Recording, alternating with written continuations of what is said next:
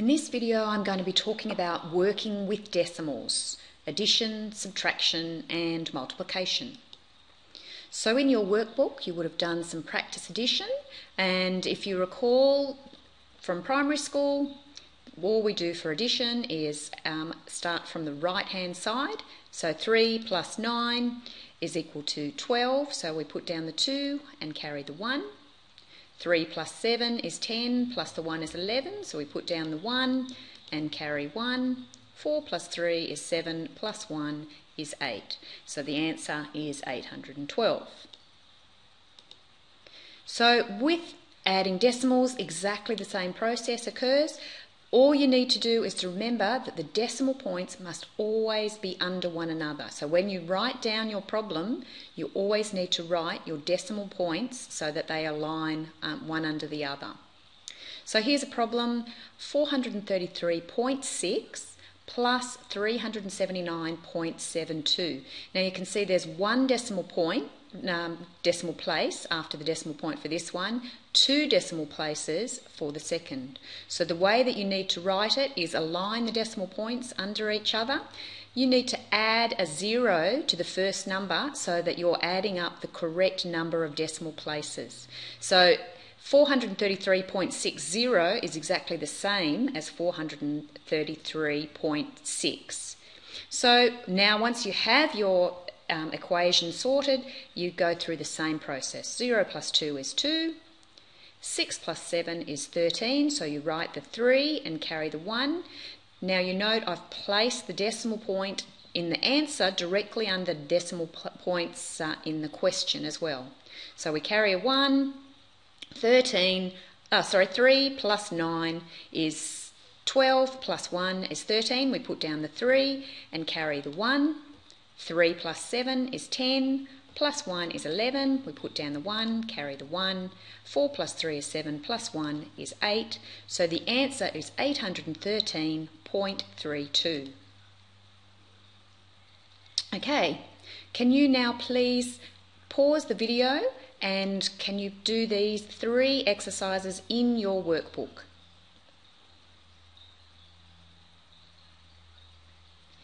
And the answers that you should have got to these problems: for the first one, 58.3, the second, 71.64, and for the third, 163.094. So if you did not get these, please ask your teacher how you should have approached it.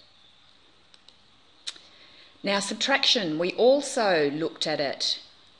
2 minus 9 you can't go, so you need to borrow 10 from the 3, so that reduces this one to a 2. Then you can do 12 minus 9 is 3. 2 minus 7 you can't do, you need to borrow 10 from the 8, which reduces it to a 7. 12 minus 7 is 5. Then 7 minus 3 is 4. So your answer to the problem is 453. With subtraction, exactly the same thing as with addition. Decimal points must always be under one another. So it's the way that you set up your problem that's going to give you success. So here we have 433.6 minus 379.72. You need to line your decimal points up. If you have more decimal places in one than the other, you need to add a 0 so that your decimal places match up. So once you have that, you can subtract as normal. Now 0 minus 2 you can't do. You're going to need to borrow 10 from the 6, and that goes down to a 5. So 10 minus 2 is 8. 5 minus 7 you can't do. You're going to have to borrow 10 from the 3, so that gives you 15. And the 3 becomes a 2. 15 subtract 7 is going to be 8. Again, we put our decimal point below the other decimal point, so they always align. 2 minus 9 we can't do. We have to borrow 10 from the 3, so this becomes a 12. This becomes a 2.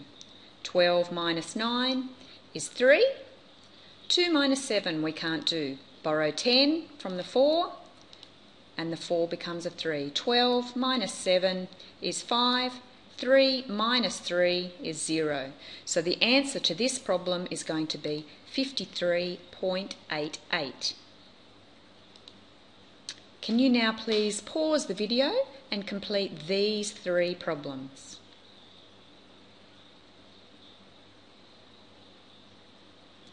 Now the answer to each of these, the first one 18.5, the second one 98.44, and the third one 15.114. Now as before, if you had any problems, please ask your teacher and they can run through this with you. Now the last thing we're going to look at is multiplying decimals.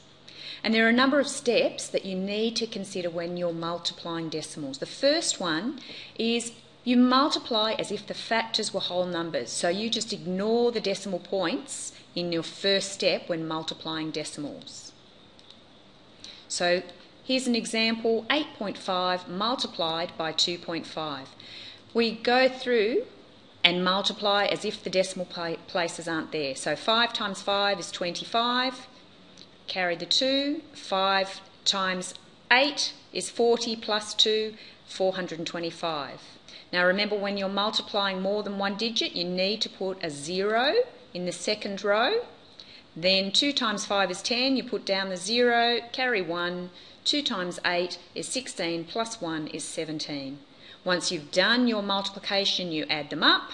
So we have 2,125. So that's step 1, but we don't stop there.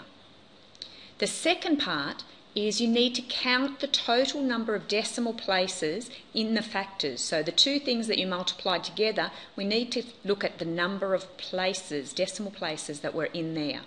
So here is a decimal place and here is a decimal place. So we have a total number of 2 decimal places in that problem.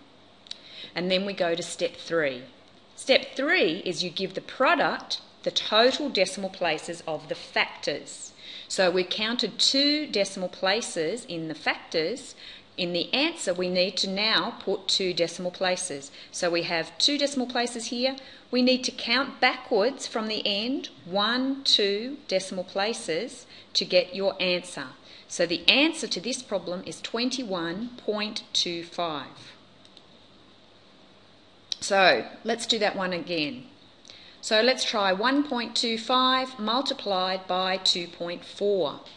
So again, step 1, we ignore the decimal point. So we're going to multiply 125 by 24. So the first, we're going to multiply 125 by 4.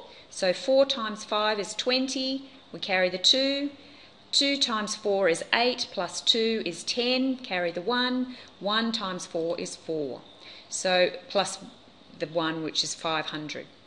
Then we put a 0. 2 times 5 is 10, carry the 1. 2 times 2 is 4, plus 1 is 5, and 1 times 2 is 2. So we have 500, 2,500. We have a product of 3,000. So that's step 1. Step 2 is count the number of decimal places. We've got 2 in this one, 1 in that one. That's a total of 3 decimal places. Step 3, we then need to move the decimal point 3 places to the left. So from our original point with 3,000, we move 1, 2, 3 places to the left to give us a total of 3 is the answer. So 1.25 multiplied by 2.4, the answer is 3. Can you now please pause this video and calculate these 2 problems? Okay, so the solutions for these 2 problems. We're going to multiply 5 times 48 and get 240. There are 2 decimal places in the problem, therefore we move 2 decimal places to the left, and the answer to the first one is 2.40. The next one, we multiply 5 by 355. We get an answer of 1,775. We then need to count the decimal places. There are 4 decimal places in the problem, therefore we need to move 4 decimal places to the left. 1, 2, 3, 4 gives us 0.1775. So as with the others, if you had problems with this, please ask your teacher.